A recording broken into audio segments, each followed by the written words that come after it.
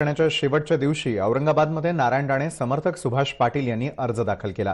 सुभाष पाटील यांनी महाराष्ट्र स्वाभिमान पक्षाकडून उमेदवारी अर्ज दाखल केलाय, तर यावेळी नितेश राणेंच्या नेतृत्वाखाली रॅली काढण्यात आली।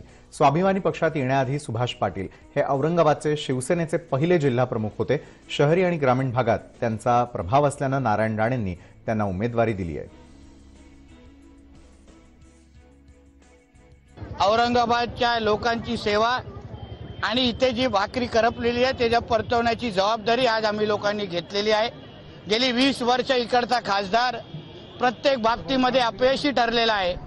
त्याचा पूर्ण रिपोर्ट कार्ड हा खाली आहे, फेल्युअर आहे, नापास आहे।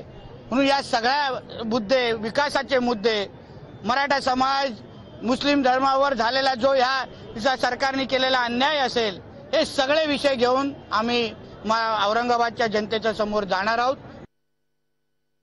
औरंगाबादच्या बेरोजगारांचा प्रश्न आहे, औरंगाबादच्या औद्योगिक क्रांतीचा प्रश्न आहे।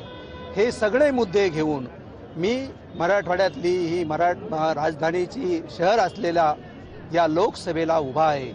सन्माननीय राणे साहेब सारखा एक महाराष्ट्राला दिशा देणारा नेता आमच्या पाठीशी आहे आणि हे सगळे औरंगाबादचे प्रश्न सोडवण्यासाठी पर्यटन नगरीला एक मोठा वाव आहे या ठिकाणी, तो सगळा निर्माण करण्यासाठी ही येणारी निवडणूक आम्ही लढवत आहोत।